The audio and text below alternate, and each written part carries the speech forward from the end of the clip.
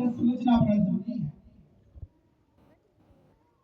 خدا کی کلام میں لکھا ہے نعمان جو ہے وہ ارام، شہر ارام ہے، اس کے ملک کا ایک سپہ سالار ہے، ان کی آرمی کا ایک کمانڈر ہے۔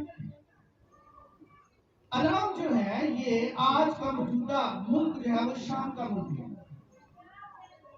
تو یہ شام کے ملک کا اس وقت اس دور کا یہ سپہ سالار ہے، کمانڈر ہے، اور خدا کے کلام میں لکھا ہے کہ بادشاہ کی نظر میں اس کی بڑی عزت ہے، یہ بڑا معظم ہے، معزز ہے، بڑا مکرم ہے، اس کی بڑی عزت ہے،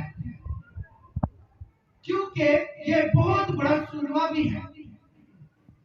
اور مزے کی بات ہے کہ خدا کی نظر اس کے اوپر ہے، اور یہ جس بھی جنگ میں جاتا ہے وہ جیت کر واپس آتا ہے۔ اگر ہم اسی بات کی پہلی آیت سے میں آیت پر آیت چلوں گا تاکہ ہم ترتیب کے ساتھ جگہ پر پہنچیں۔ ہلیلویا۔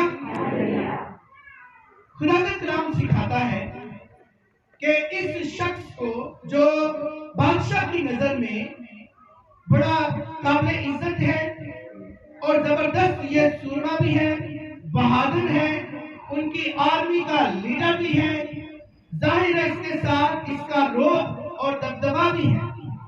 ان ساری باتوں کے باوجود اس کو ایک ایسی بیماری ہے کہ جس کا علاج کوئی نہیں۔ وہ بیماری، اس کا نام ہے کوڑ، یہ کوڑی ہے۔ اس شخص کو ایک ایسی بیماری نے پکڑا ہوا ہے جو جسم کو جلاتی ہے، وہ کل سڑ جاتی ہے، یعنی کہ زندہ ہی وہ شخص اس طرح کا ہو جاتا ہے کہ اس کے بدن سے بدبو آتی ہے، اور انسان تو گھن کرتے ہی ہیں، اس کو کھانے کے لیے جانور اور چرند پرند جو ہے وہ ان پر جھپٹتے ہیں۔ اور اس حالت میں رہنے والے شخص کے لیے خدا کا یہ ایک اہم حکم بھی ہے کہ وہ شخص اپنے خاندان، اپنے گھرانے، اپنے قبیلے سے بھی باہر نکالا جانا چاہیے۔ کیوں؟ کیونکہ ایسی حالت میں رہنے والا شخص جو ہے وہ ناپاک ہے۔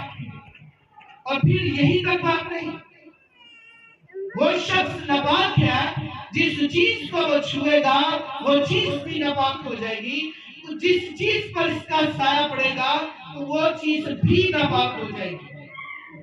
اسی لیے یہ حکم تھا کہ ایسے شخص کو جس کو کوڑ کی مرض لگی ہے اسے اپنے قبیلے سے، اپنے خاندان سے باہر نکالنا بہت ضروری ہے۔ یہ خدا کا حکم تھا۔